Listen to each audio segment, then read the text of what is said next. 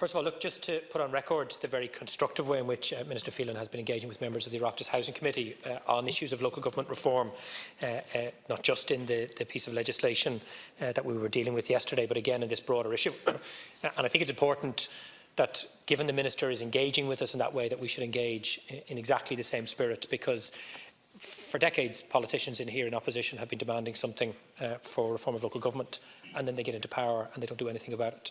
And I think we would be much better served by having a very genuine and constructive debate about what can be done in the short to medium term, and then act on it. And if there are good proposals coming from government reflective of some of the views of opposition, then let's get the ball moving, because everybody accepts that our local government system gives too little power to elected members, too much power to chief executives and managers, many of whom, by the way, are public servants of outstanding quality and ability and serve their communities, but nonetheless are unelected. So on that basis, I suppose I want to give just some reflections. Some of them are my views, some of them are party colleagues' views, and Deputy Quinlivan will do likewise. The first thing is, there isn't a straight answer to do you support the idea of a directly elected mayor, because it really depends on what it is that that office is going to do. And I do welcome at least the Minister's personal views that we need to see a shift of executive functions to a directly elected mayor if such a thing is created. I also believe plebiscites are the right way to go, because I think then the office, if and when it's created, has some popular democratic legitimacy. But also the very fact of the plebiscite itself will generate debate among the public, will allow people to go out and sell or oppose the idea, which I think is good for democracy. I do have a genuine concern that we're talking about the election of the plebiscite before we're talking about the powers, and I think we absolutely have to have this discussion quickly, and the government's proposals need to be put into the public arena well before any such plebiscites, so that we can then decide if we're supporting the proposition or not. I'm absolutely against any reduction in the reserved functions of elected members, and therefore again, I welcome the idea that those functions, certainly in terms of the Minister's own direction, would remain as they are. I'd also like to see some consideration of functions being devolved downwards from some state agencies or possibly from some government departments, because I think that would further enhance it.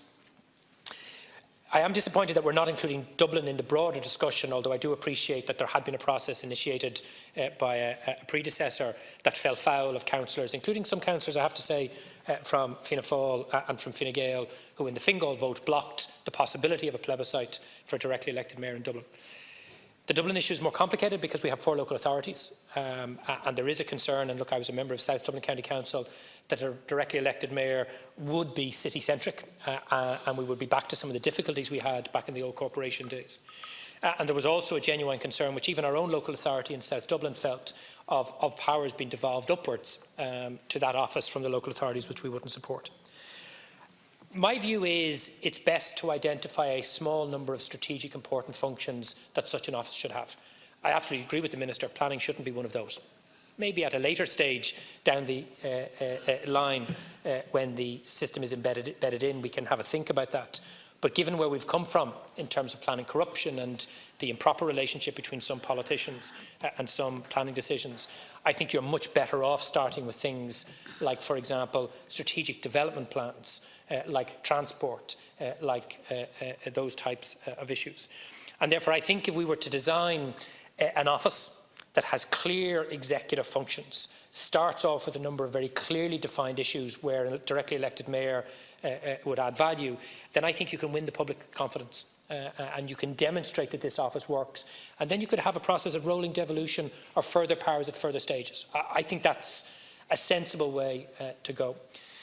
I think in the context of Dublin, if we do return to the discussion about a directly elected mayor to Dublin, and again, in our engagement with that process, Sinn Féin came out in favour of a mayor subject to the right kinds of powers. Our preference is of a different type of system that may exist, for example, in a Limerick or a Cork or a Waterford, if the people of those cities and counties agree to such a proposition. Because I think at a Dublin level, what you would really need is an office of mayor that doesn't actually have the functions of the individual chief executives of the 4 local authorities, but has kind of strategic functions overarching on those. So, for example, not planning decisions, but planning issues of very strategic importance. So you don't have the kind of practice where one local authority decides to gazump a commercial centre in the neighbouring Dublin local authority by having a very, very large retail shopping centre, as happened some years ago on the border between Fingal and South Dublin, for example.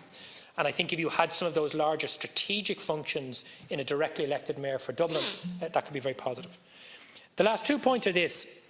We also need to think very carefully about how such an office, whether in the cities that are being proposed currently or indeed in Dublin, how it interacts with the existing structures of local government, including local councils, strategic policy committees and other things. And I don't think those things are straightforward, and I'd like those to be part of the discussions.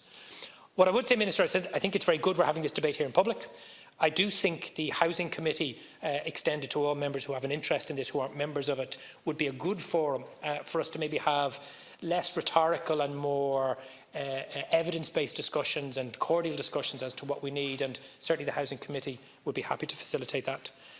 I do want to acknowledge a comment the Minister has made to the Housing Committee on a number of occasions, and I think he's right. We've been so focused on the housing crisis that we haven't given local government enough space.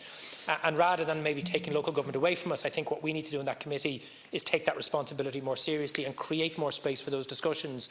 And I think some of these legislative proposals give us an opportunity to do that. So the commitment of our party is we'll work with you constructively on this. We want to see more powers devolved to elected politicians. We'd like to see the public given the opportunity to decide for directly elected mayors. And if you're willing to continue to work with us on the basis you've done so far, I think you'll find, even where we have differences, very willing partners in that process to ensure the kind of government we provide for our citizens at a local government level is enhanced in their interests and the interests of the wider community.